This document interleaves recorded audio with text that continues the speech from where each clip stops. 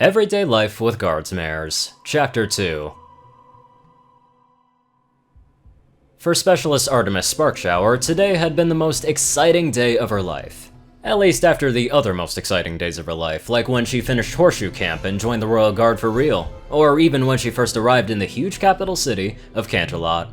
And now, she's just been accepted as a very important pony bodyguard. Well, except the target wasn't exactly a pony, but that was besides the point. The point was, now she was finally going to get a taste of the high society life that the folks around her lived and breathed. Her mind was swirling with all the different kinds of fancy hoity-toity events that she would get to attend. Attend as a bodyguard, but hey, you gotta start somewhere, right? She would be going to royal balls, she'd be going to attend gala openings, and she would be going to see masquerades. Listen, Sparks for Brains, if you're gonna have your head in the clouds, you might as well get your butt up there too. So don't you go blocking the doorway for the rest of us. Oh, sun showers. Sorry. Artemis quickly hustled out of the way, entering into the small shared living space allotted to her and her fellow guards. Having been pulled down and out of her daydream, she put down her bag and surveyed her new home. The furnishings consisted of a sofa with a pair of club chairs with a little breakfast table to seat 4. Of the 5 doors that surround her, 4 lead to near identical bedrooms, while the 5th led to a small washroom. One of Artemis's new squad mares, Glamour was already poking her head into one of the bedrooms. From what Artemis could see, and assuming they were outfitted identically, they would each get a wardrobe, a dresser, a writing desk, and twin bed. Huh, nice digs. Sure beats the barracks. The unicorn Glamour commented. The one on the far left is mine. That was the squad leader, Corporal Bound, entering shortly after. The Pegasus quickly snapped to attention. At ease. Glamour turned herself around to mimic the parade rest form that Sparkshower had assumed, while Corporal Bound shot the cream-colored Pegasus a disinterested look. Carry on. Before the second word had even escaped her mouth, Glamour was already back to poking around in the different bedrooms, apparently trying to figure out which of the identical ones was best. Specialist Sparkshower? Yes, Corporal? First time out of your unit? Yes, Corporal! First time bunking with anyone other than a bunch of other junior guards? Yes, Corporal! By that point, Glamour had finished her inspection and was looking curiously at her other 2 squad mares. But Artemis made sure to keep her attention on the senior non-commissioned officer, just as you're supposed to. We're living together, Specialist. Parade rest is going to get very old, very fast every time I need to use the mayor's room. Yes, Corporal! Save it for when we're out of the quarters, Specialist. In here, we're all just guards. Understood? Yes, Corporal! Corporal Bound just shook her head and shrugged her shoulders, trundling off to her chosen bedroom, duffel bag in tow. There was a chuckle from one of the middle bedroom doors. Geez, Sparks, you sure can take a hint. Sparkshower turned to face her squad mare. Glamour looked to be a little older than the Pegasus, but only by a few years. I'm just following the military customs and courtesies. We're still in the Royal Guard. Using her telekinetic magic, Glamour tossed her duffel bag into the room, where it landed on the bed with an audible poof. Psh, sure we are. Artemis furrowed her brow. But we still have to go to Reveille each morning. Her expression unchanging, SCP Glamour started to prowl around the living room, taking time to check just how plush the sofa and chairs were. True. And also we still have 3 gels a week. Also true. So, how are we not guards, Specialist Glamour? Because... In one swift move, she hopped into the air and landed on her back, lying on the couch. We get to be in society. At that, Artemis felt her expression relax. She began to grin as she started thinking about all the great ponies that she was going to get to meet. Oh, and also the parties that she'd get to attend. And the stories that she'd get to share with her new mare friends. Yeah, we do. Glamour waved a hoof at the Pegasus. Oh, you're not so bad, Sparks. Oh, and you can call me Glam, by the way. Trotting over, Artemis took Lily's hoof and gave it a shake before hopping up onto one of the chairs. If Artemis was to guess, the seat was probably a far cry from anything a lord or a lady could sit on, and while it was no cloud, it was way comfier than anything in the barracks. Pleasure to meet you. So, what's your story, Sparks? Well, I'm from Barry. That's a little town about 2 hours train ride north of here. No offense, Sparks, but any pony can tell that you're not from a big city, or even a small city. Wait, how did she know? Sparkshower guessed that she had some country traits to shake off, especially if she wanted to fit in with the high society in Canterlot.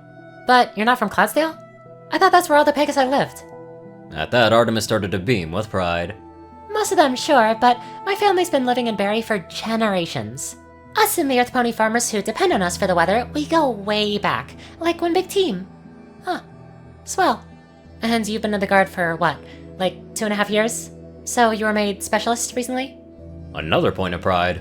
Artemis hoped that she wasn't getting too rosy-cheeked all about this. Actually, I've only served for 1.5 years. I got an early promotion for outstanding work during the recent Crystal Empire incident. Despite her cynicism, Sparkshower's Squadmare seemed suitably impressed. Neat. They don't just let any pony get VIP duty, so I knew you must have had something going on for you. Artemis wasn't entirely sure if that was a compliment or an insult. What about me, you ask? Well, I've been earning top marks in my company, Air Defense, in case you forgot, ever since I left Shoe Camp. I've been at this for 5 years, you know. Glam shot Sparkshower a grin. So, if you need any tips, rookie, you just let me know, okay? I will, thanks. There was a moment of silence when neither of them could figure out what to say next. It was all so much to take in all at once. It was during the silence that Corporal Bound strolled out of her room. Fortunately, Artemis managed to suppress the urge to shout at ease once again. Sparkshower, you have first duty tomorrow. Glamour Spear, you've got the afternoon. Until then, we've got the day off. I'm heading over to the commissary to get some books and magazines. Either of you want anything? Sparkshower was the first to make a request. Oh, I'd love a copy of Canterlot Match. Glamour Spear tilted her head all the way back over to the armrest to look upside down at Corporal Bound. I've got some bits in my duffel bag if you can get me the latest issue of Cosmopolitan. Oh, don't worry about the bits. It's my treat to get a sell off on the right hoof. Oh, well, thanks, Corporal. Corporal Bound gave Artemis a defeated look. Call me Honor when we're informal specialist. That's my first name. Sure thing, Corporal Honor Bound. I mean, Honor. As you were. The door was barely shut behind her when Glam spoke up again. There goes Summer, who's been in the Guard for too long. In the Guard for too long? Is that even possible? Why do you think that? Well, duh, just look at her, and listen to how she talks. She's done everything already. There's nothing new under Celestia's sun for her.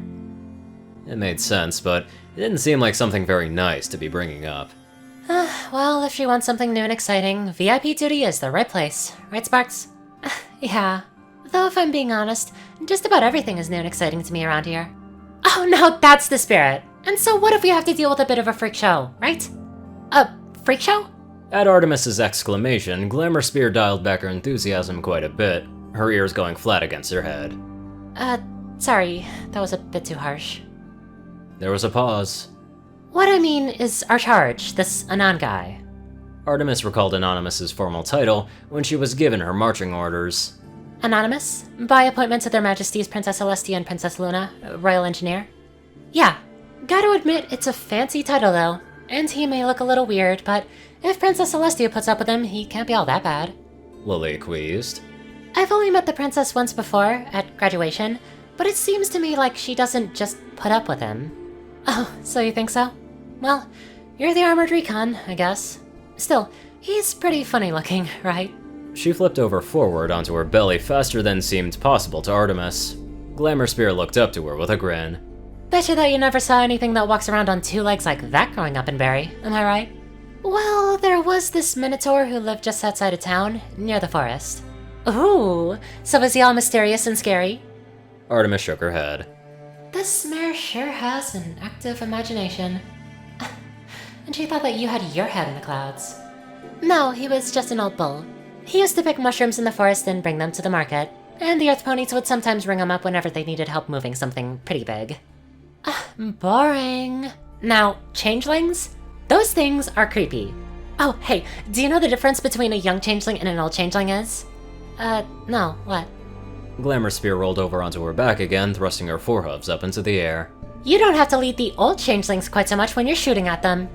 Glamour Spear made pew-pew noises with her mouth while swinging her forearms like she was hurling invisible spears up at the sky. While her antics seemed silly, to be fair, she's probably actually done that. Thunderstorms.